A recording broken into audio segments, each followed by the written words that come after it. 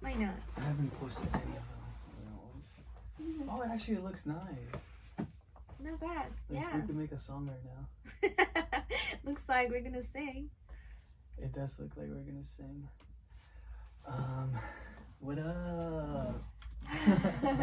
Hey. How are you, Cheyenne? I'm good. Great. How are you?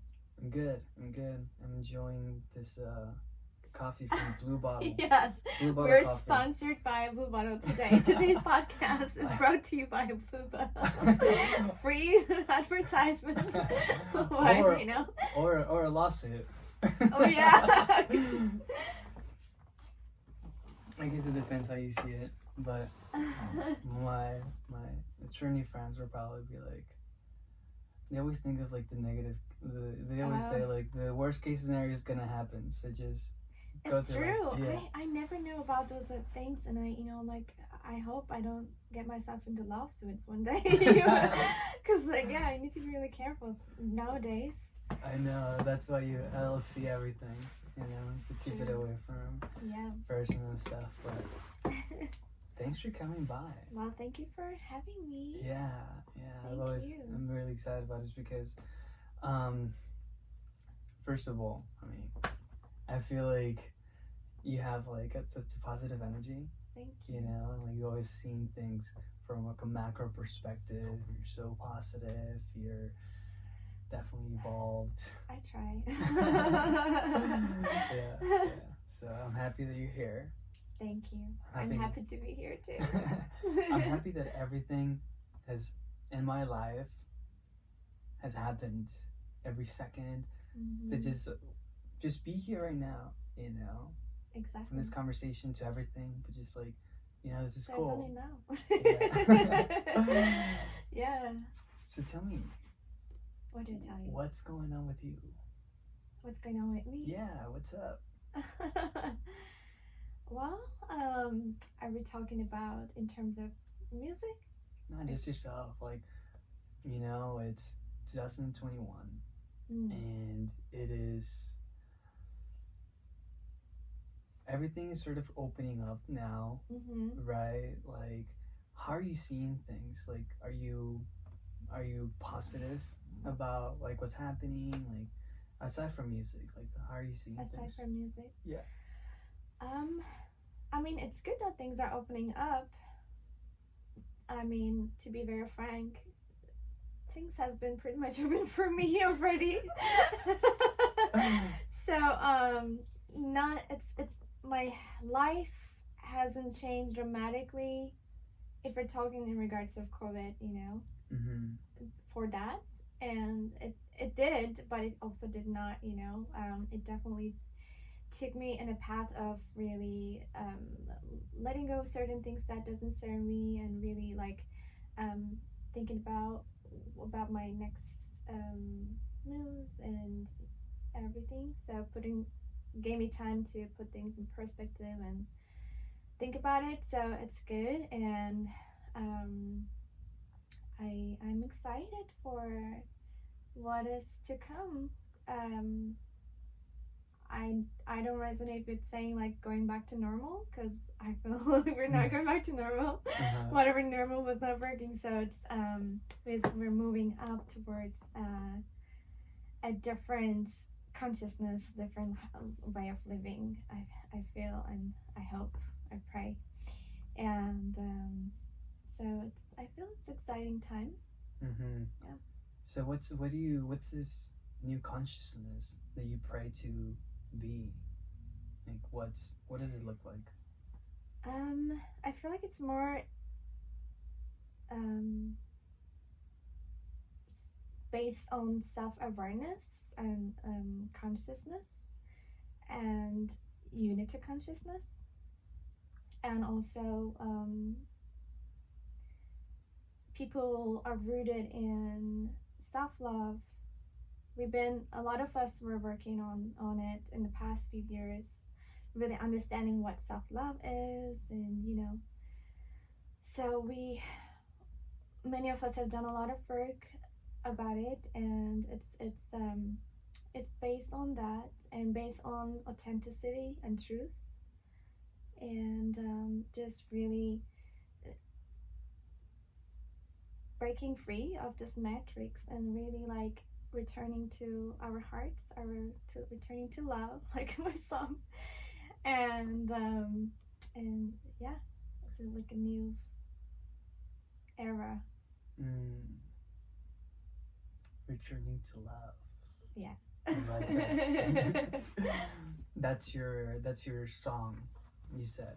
Oh, that was my first song. My first single ever released was called Return to Love. I would love to hear that journey. I mean, like, talking about your first song, being like returning to love. I love that. Obviously, it implies that it's always been there, but at the same time, it's also a destination that you need to go to. What did that mean for you? Your first song, Returning to Love. Like, what were you thinking about when you wrote that? Well, that one, honestly, I was not thinking about anything. That kind of hit me, like that. Just like it felt like somewhere, wherever you call it, like somewhere else. It just like came to me, and I was driving, or I think I was driving, or I was doing groceries or something, and I started to hear it in my head, and I took notes and but I mean it kind of means like unbecoming, like we're here to really become who we are not, and truly returning to our essence, that is love. And it's a journey of unbecoming and really like peeling off the layers that doesn't serve us anymore and that are not us, like they have been put on us by social conditioning or limiting beliefs and like things like that. And it's a journey of really understanding who we are, asking broader questions of like who we are, what we're here to do, and really reconnecting with our divine essence. Okay. Do you feel like that like closely reflects how you have positioned yourself in this path of being an artist for you? Like, do you feel like Return to Love and authenticity like really revolves around who you are as you are able to, like, when you do your performances, when you put your songs, like, is that how you want to be seen, like being authentic, focusing on like returning to love? I feel like this question was kind of like, I kind of went a little bit all over the place because I was thinking about something else, but let's just kind of step back. Your journey. Okay. Your journey to becoming the artist that you are. How does that reflect who you are as an authentic person?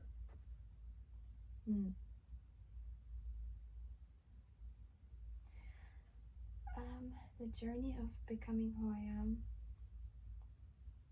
as an artist. It's been a long journey.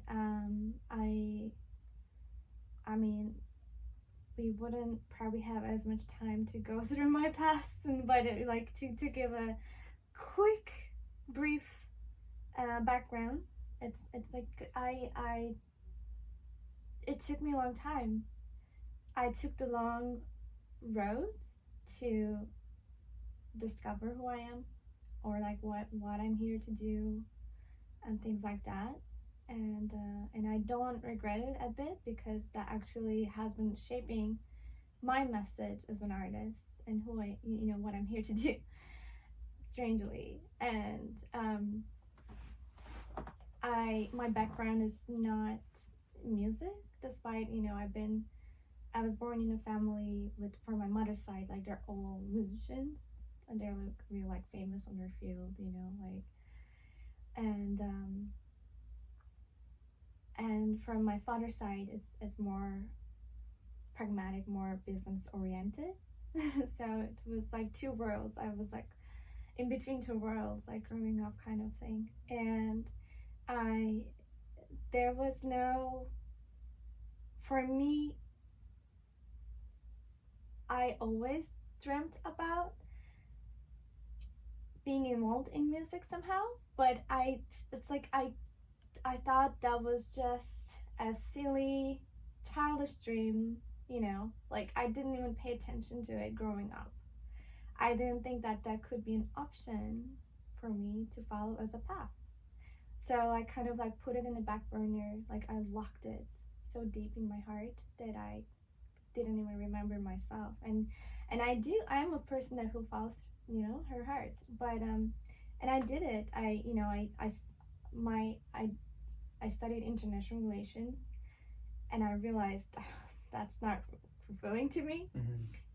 I did my first, my internship back in the United Nations in the headquarters back in the day, and I was like, if this is one of the places where I can work, the best places I can work, it's not me. So there I realized like I wanted something creative, so like always loved creating things, and like loved the clothing part of it. So I decided to study again like fashion design.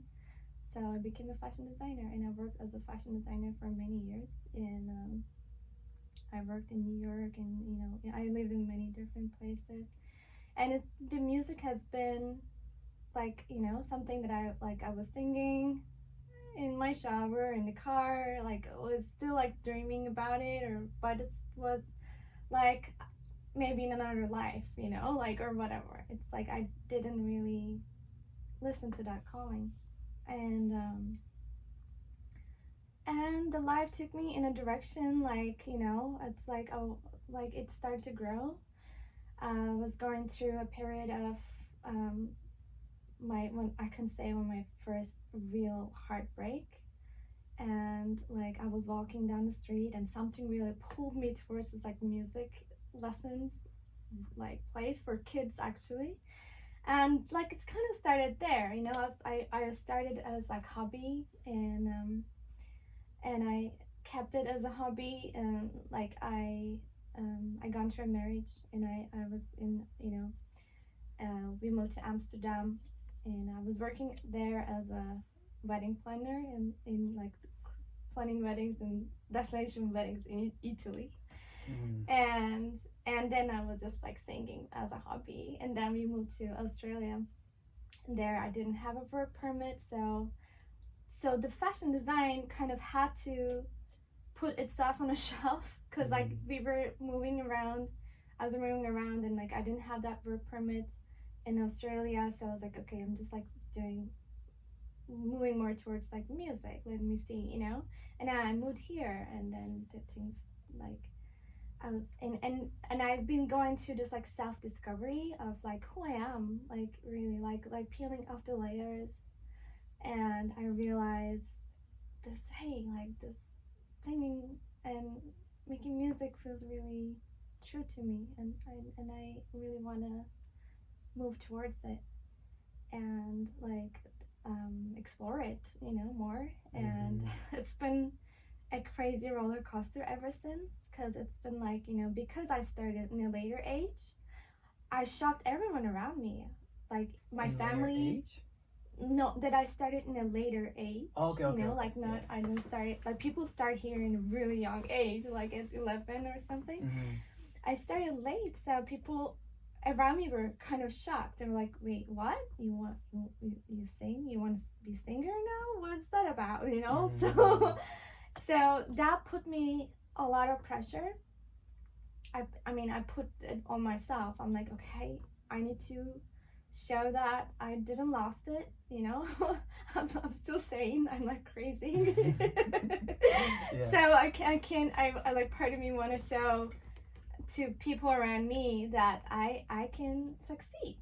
And so that kind of and just as you're on that point, since you're there, like what are some challenges that you faced coming into being in music at a later age? Like you mentioned, like the issues that you know, everybody was like, what's going on? Like, Yeah. everyone's like putting all the pressure. Were there other challenges that you faced? For sure, yeah. It's like, first of all, it's about really finding my own voice and who I am as an artist. It's a long journey and it never ends. But I feel like if I started it in a younger age, I take it back. I would say I would have been maybe in a different place right now, but it's not. It's everything is happening exactly as it's supposed to be. So, because I started late, right now I'm writing songs about following your dreams, why it's important, and and really believing in yourself and self-love, and like the things that I struggled with along the way, you know, became my voice that I want to share with people, like, you know, like listen to that heart. It's a journey. It's not, I thought it was gonna be like easy. It's no, it's been a hell of a journey for me, but I don't regret it at all. And it uncovers so many fears and limiting beliefs that I'm still like working on, you know, like to let go of. And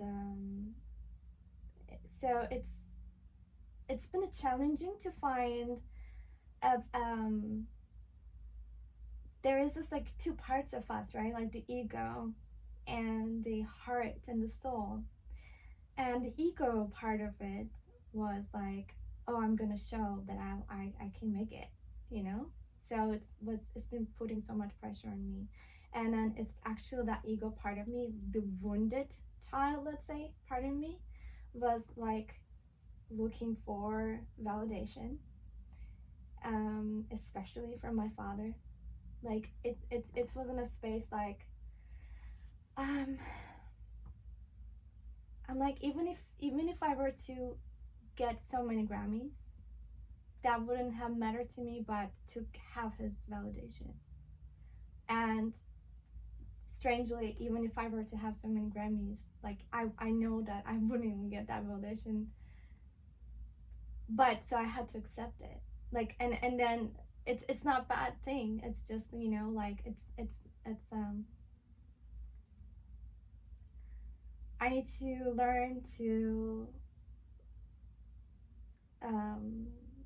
give the validation and the love that I'm looking outside to myself. Like the music has been teaching me that a lot in this journey.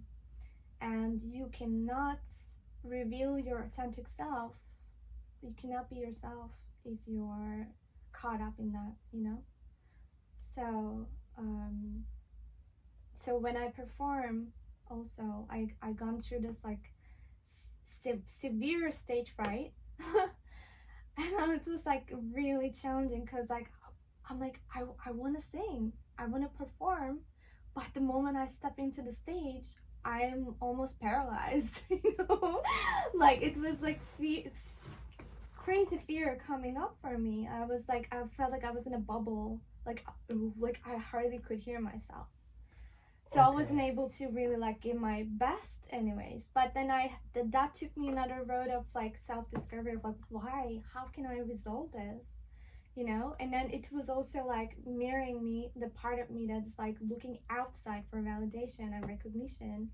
And it's like so scared of how people are gonna receive me and if they're gonna judge me if I screw up or whatever. And it's normal part of like all artists have that, I feel. I mean, even, you know, when I listen to biographies of the biggest artists, they always share, you know, those things. Like some of them always, they say they throw up before going on the stage or something, you know, like the things happen. But, you know, it's a matter of keep going. And I felt like I got a lot better. And so what did you do to overcome the fear of stage fright? Or is that something that nobody really overcomes, you just manage? I feel it's about the more you connect to who you are and do it's very much so a spiritual work, I feel. I remember I had a friend school, I got some lessons from MI when I first moved here, and she knew me back then that I had the stage fright, and she never got to hear truly, and then how I actually sing or whatever, express myself. And then years later, she saw me. She was like, "Wow, you like, what did you do? Like, you've been practicing a lot?" I'm like, "I haven't been practicing.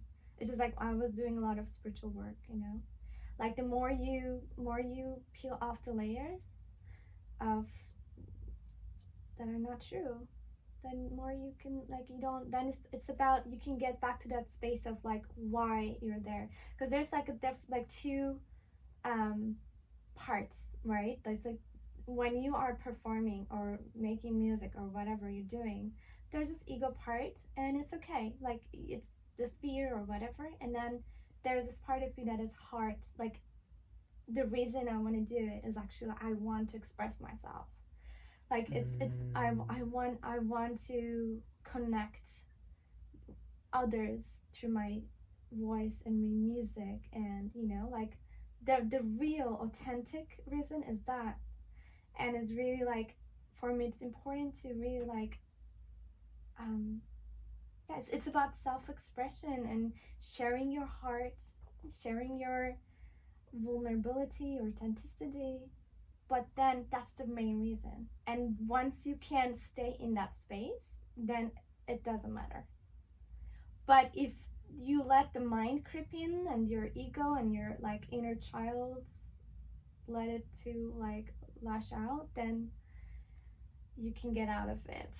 But it's a practice, I think, like things have like help you to really be mindful about, okay, I'm in my fear or my ego, whatever, how can I bring myself back? Like breathing helps, like through the breathing, like bringing yourself back to the present. So that's what I wanted to ask just now. So you're saying that in order to overcome the fear of anxiety, the fear of stage fright, you need to get away from the mind and the ego that's trying to like is worrying about how the others see you, but getting to yourself, being able to be vulnerable in order to really come from a place that you want to share. Yeah. What are some things that you did that allowed you to like get into that space? So you're saying breathing. What else? I mean, I'm still a work in progress. We always are, I feel, but I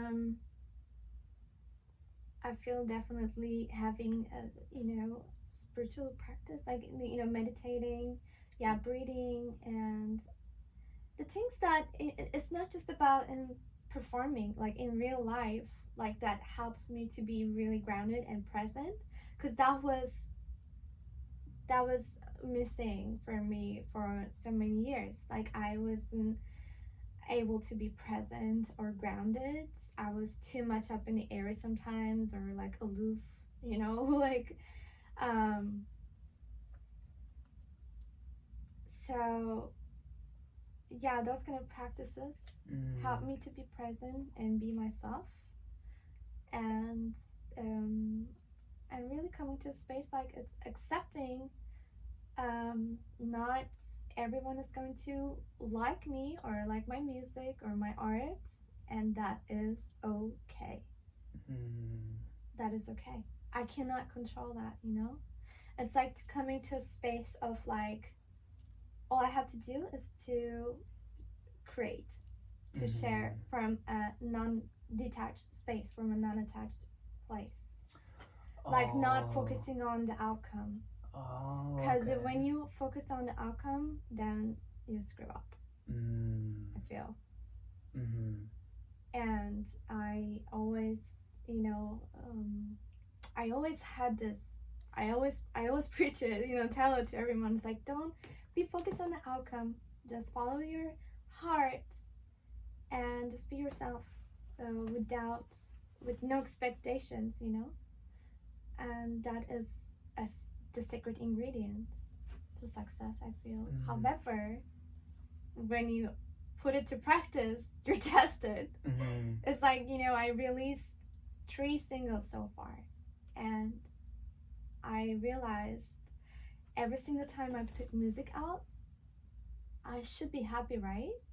I mean, I should be feeling excited, and I am. Part of me is very much so, but there was this part of me was going into like so depressed space, because it's actually like being vulnerable, you know, like because you're being vulnerable, you're putting something from you out there, you're sharing your heart. It's a very vulnerable process, and you can't help but wonder how people are going to receive it, and how if they ignore it. So like if they ignore it, if they don't appreciate it, if they don't like it, I needed to bring myself to a space like it doesn't matter. And I had to learn it, you know, because like I was in a space like, you know, even let's say out of 10 people, let's say 7 people say, oh, it's great, you know, and they love it, and then 2 of them doesn't say anything, or one of them say it's terrible or whatever. I tend to just focus on that and ignore the 7 people who are actually liking it, you know, and love me and appreciate me. So I was just putting my attention and focus on that. So I had to learn to not do that and be okay with the possible outcome. If my music and if who I am makes a difference and touches just one person, it should be enough. It means that I've done my work, but it's hard to explain it to your mind, and especially in this world, you know, like how people define success, and like I cannot explain it to my parents, for example, you know. It's and I understand for success you need to bring yourself to a space of like maybe what you do is financially supporting you, and to be honest, I haven't been able to fully bring myself to a space where music is solely supporting me, and then it translates as if I haven't succeeded, you know, in one thing. But it's actually not really the case. So what can you tell the people that are in that position that are not, music is their passion, but obviously they have things that they need to do for their living, right? And they have music on the side, but they're getting discouraged because of what you just said, right? Like people may say that, oh, you know, like that's not your main focus, then you're not making it. Like what do you tell those people? I mean, kind of what do you tell yourself to keep on going?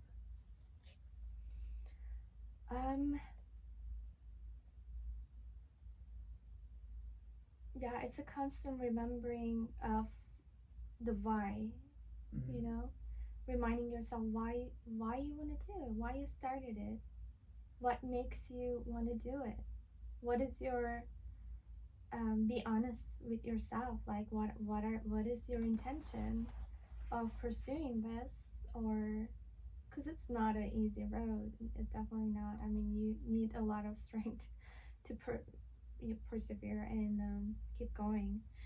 And I've been back and forth myself, you know, especially in the last year. I feel like I've been in the stagnation mode, more like, you know, I lost the kind of motivation and the momentum last year.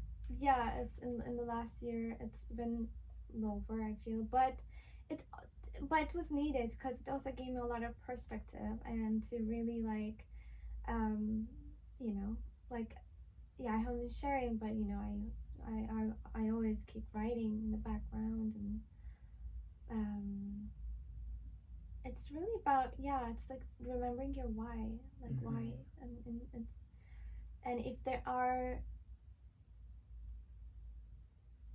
I feel if you're coming from a space of like your right, no judgment, but like so many people in the music industry, they are coming from a space like, oh, because I want to win Grammys, because I want to be famous, because I want to, have so much money, blah, blah, blah.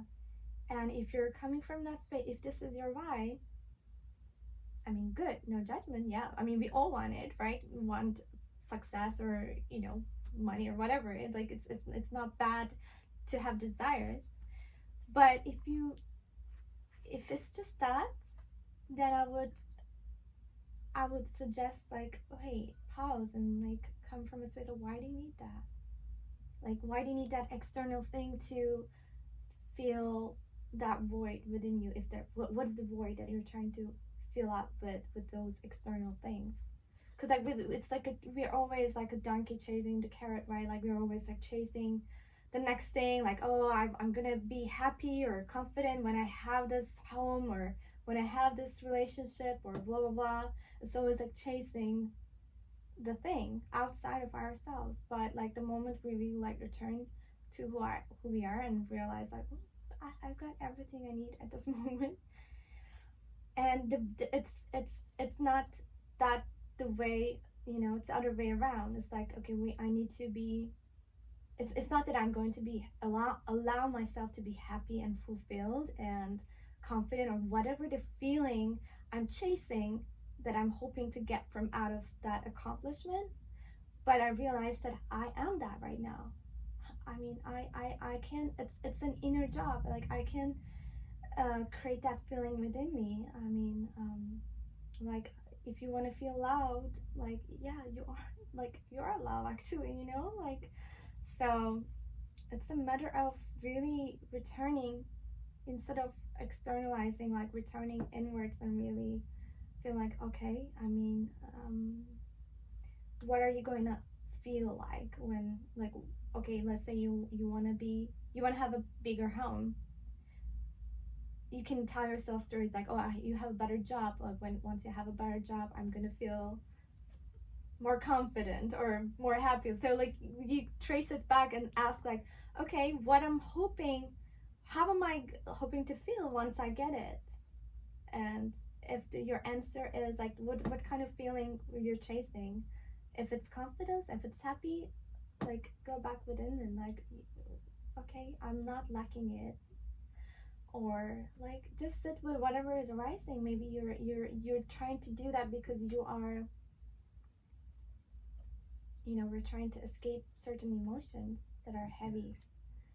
Okay, so, I think that was a beautiful answer. So it could be, like, we're sometimes, distracting ourselves through a lot of things, like social media or overworking or, like, trying to accomplish many things to avoid ourselves, to look at ourselves and see, oh, where is this coming from? Because I've been feeling unworthy. Am I feeling not good enough? So, like, once I achieve those, then I will allow myself to feel good enough or worthy. So it doesn't go that way. So it has to be the other way around. And, like, so that I've been in that game pretty much, but I'm also aware of it. I'm like, okay, I need to prove myself that I am good enough, that I am worthy, especially to my parents. So then to that point, so everything that you just said, amazing, by the way, thank you. Is that so when you are in this position, when you realize, okay, like, I really wanted this because of my why, and we're assuming that your why is not fame, is not the money, it's another reason that's a little bit more humanitarian, maybe a little bit more, like, internally, like, satisfied, like, actual satisfaction internally without any external influence. My question is, like, when you are in that position, when you realize, like, this is why I'm doing it, and it has nothing to do with anything else other than what's inside of me, it puts you in a position, in a certain state of, now I want to do this from my heart. Is that because I hear it a lot, right? When you are in that position, is that when you're more likely going to give better performance, a better, for sure, like better writing, better everything, when you allow the heart to lead as opposed to the external. Because and I say that, and I would love for you to elaborate on that if you can, but you can at the same time also want like the fame and everything and come from the heart, right? Because the way I see it, and as you know me, I'm more business savvy, more in the business side, more pragmatic, like marketing, sales, advertising, like having everything set up and then adding the creative side to it. And usually there's a plan, right? There's like we're gonna do this and we're gonna do that. More pragmatic, something like you said, your father, right? It's a little bit more on the pragmatic side. To me, I need that in anything that I'm gonna start. I need a plan, and I need to know, because I don't attach myself to the outcome. But I think when we all start something, we want to have like an idea as to where it's gonna go, where like certain points that I'm in the right spot. Like that's why companies that grow, they see things like quarterly, right? They see, because they're able to measure. Right. So, and I bring this up because a lot of artists, I think, do not see it from the business side of things at time, which is it's fine. I think it's okay, but I really think that when you have a plan, like I hate the word business plan, but when you have a plan of like where things are gonna go, who you're gonna work with, intention, like everything, the intention, but a pragmatic side of things, like in a way, it puts the artist, or it can put the artist in a position where they can perform or write better when they know that they don't have to worry about, my song is gonna, like, how many people are gonna listen to it. Like, so I see it as like, you actually can put your best effort if you actually don't worry so much about, like, everything else is already sort of figured out. Like, when my song is gonna go out, like, we're gonna like advertise it, we're gonna put this, like, so that's totally important. So do you think that artists should come in contact with the business side of the industry, or do you think it's just you're creative, just worry about that and everything else is gonna come to you? I mean, personally, because I'm an independent artist, I had to, like, I had no other option, but I had to take care of all those aspects myself. And you know, people don't realize when you put a song out, there's actually so much work behind it. It's like you not only you know, write and produce and the song and create a song, but it's like there is this, you know, artwork, and then, you know, the PR and the marketing and the planning of how you're gonna launch it and things like that, you know. So it's like there's a lot of thought and planning behind it. And it's, if you're an independent artist like myself, is basically, and if you don't have a team, like you're literally like doing all the label your work by yourself.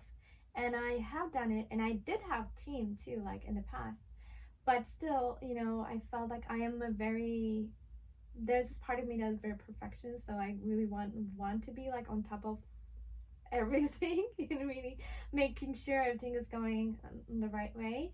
So I really came to a space of like having a burnout, you know, because I'm like, I can't do this all by myself, you know, and it's just too much. So then I retreated, and I came to a space like I just want to be the artist. I just want to be the one who creates.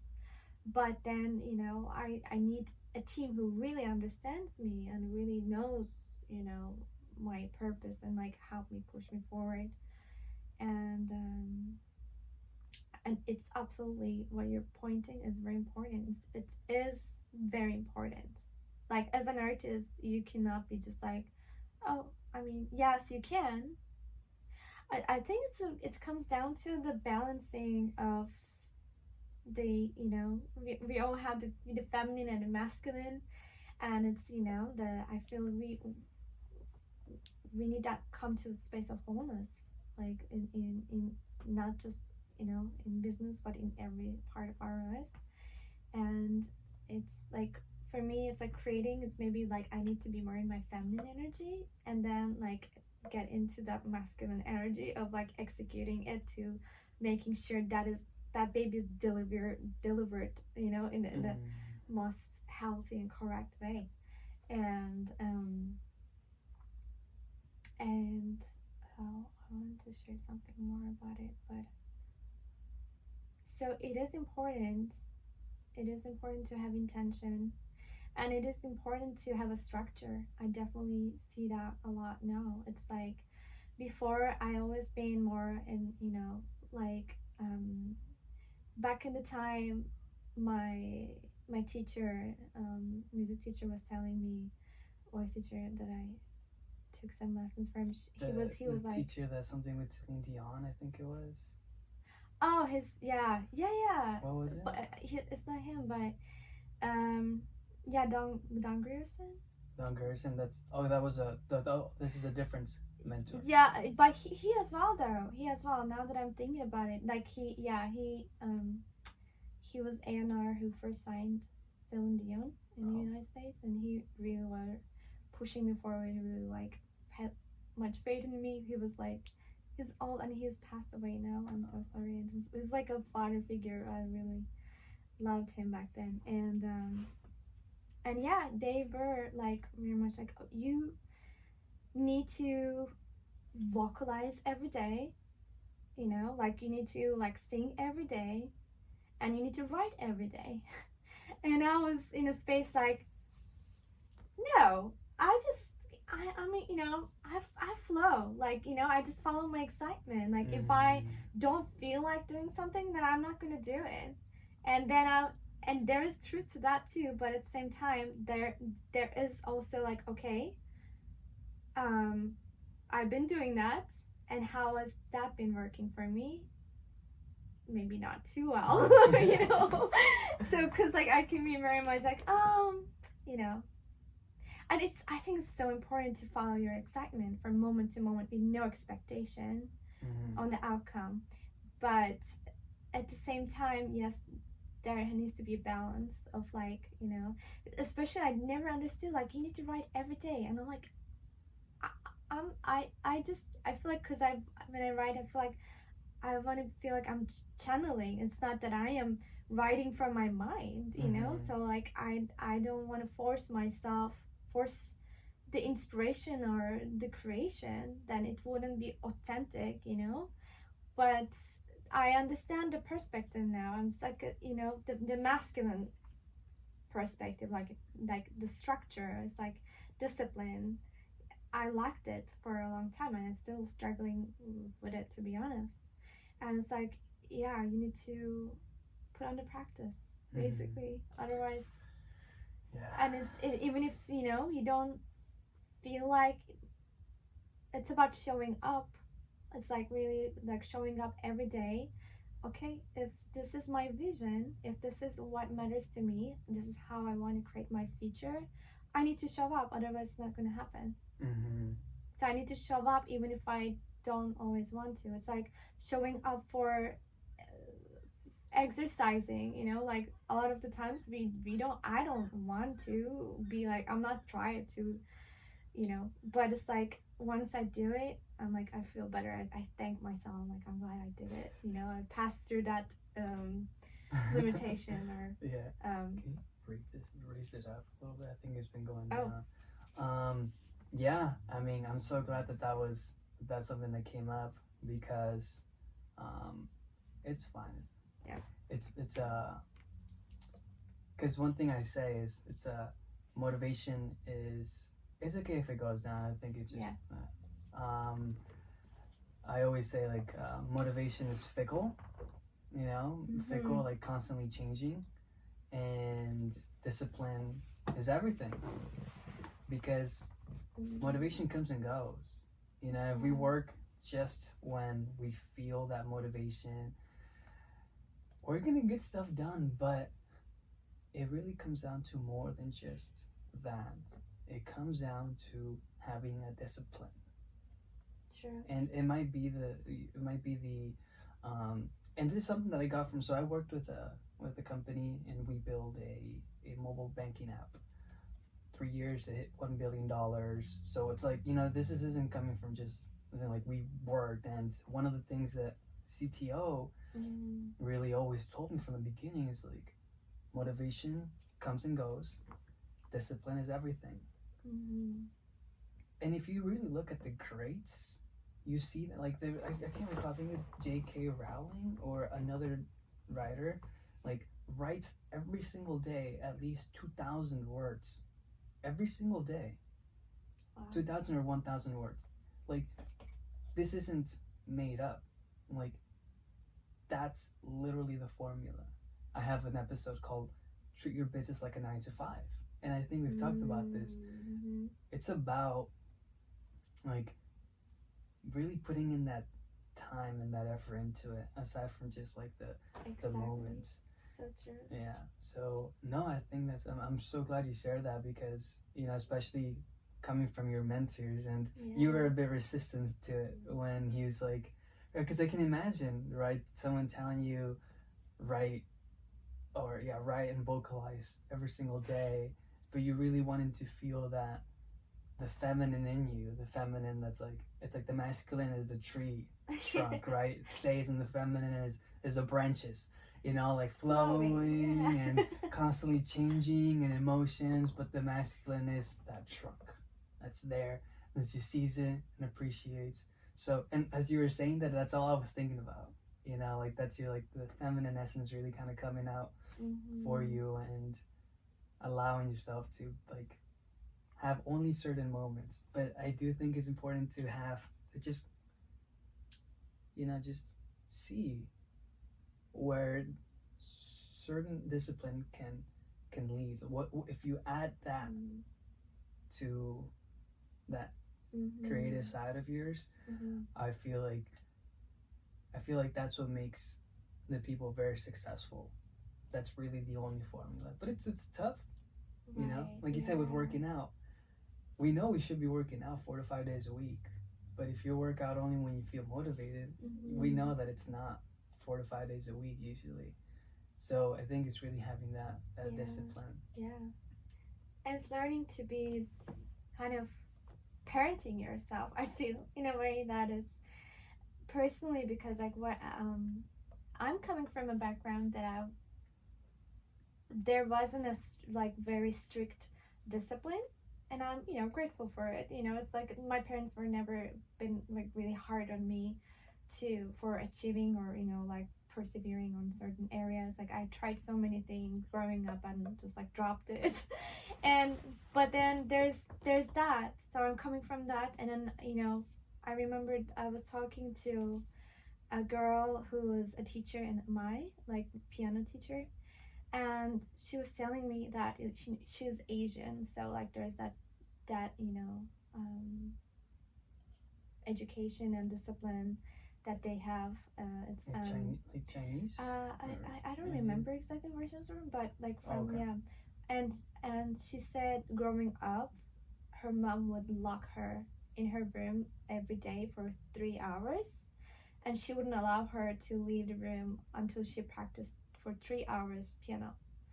And she said like there were so many times that she was just like crying and playing, and then I was like, whoa, that sounds too harsh. Like it's almost like a torture, like I don't know if I could, if it's, but then it's like finding maybe the balance.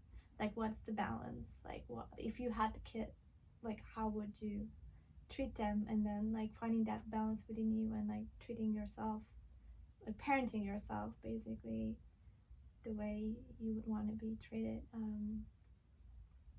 I mean, I feel like those two are quite two extremes, and maybe there needs to be a balance. I don't know, what do you think could be the balance, like of, because I mean, as you say, yeah, it's like from treating your job as 9 to 5.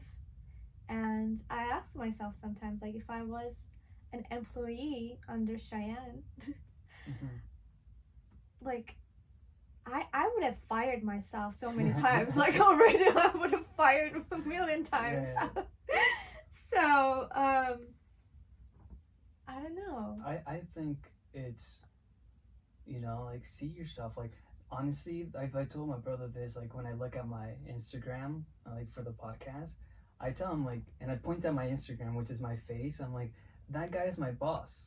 Like, it's literally talking about me, like, he's my boss. Like, I'm working for this guy. Yeah. It's not me. Exactly. Like, I'm at work, I clocked in. Yeah.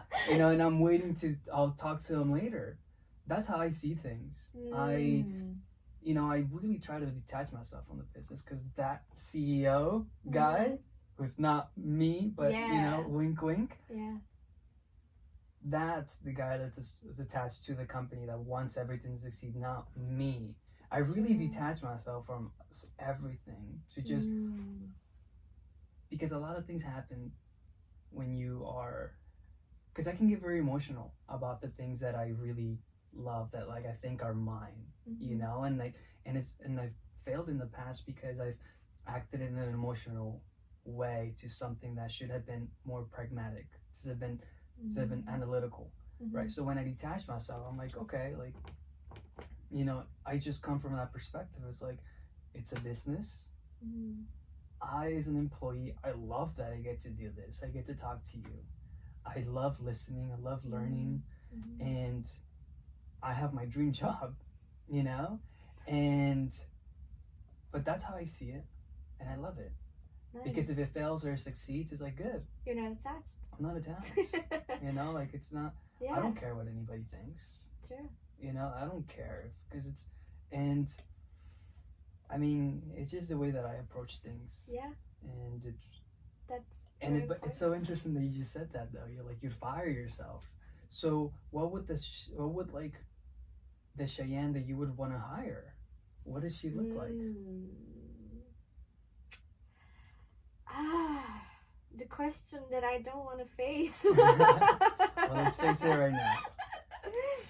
What would she be doing? And look, maybe you're like a cool manager that's like, okay, like, you're let's just do this, right? Cheyenne Music is your manager.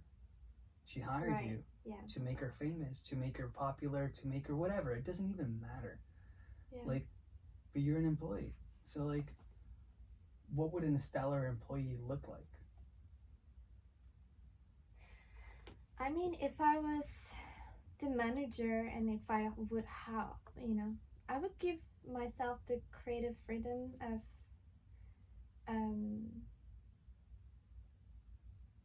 remembering, like, when I was working in fashion, I was working in this company back in Istanbul. It was like one of the biggest fashion firms, and I was the senior designer in the one of the like, there are different categories, like one of the brands, let's say.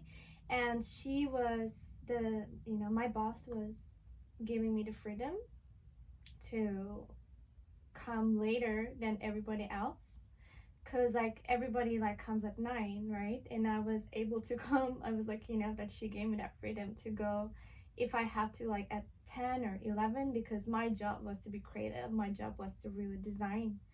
And she get it that I'm not creative when at 9 a.m. in the morning, I'm not in that space. Like, it's just a waste of time. I go and maybe do other things, but if you want to get the best out of me, then it's like I need to know my own timing, like natural body timing, and then so that I can give the best of me, So I wouldn't be too hard on myself. I would understand which times I'm more creative and when not, and I would accept it, and I will allow myself. But it's like I would give myself deadlines, and I would expect myself to obey the deadlines. and which I have been struggling with because I haven't been I am so well. If I'm really working in a company, I'm like I meet those deadlines. I am very like I give my all, my best, really. But because it's just me, then I struggle with that. I'm like, I how can I bring that to this? Like, like if someone gives me the project, like duty, I'm like, okay, this I give my best and go beyond to give the best, to do the best of it and to complete and submit the best way possible. But it's like, why I'm so like lazy or lousy, like when it comes to my dreams.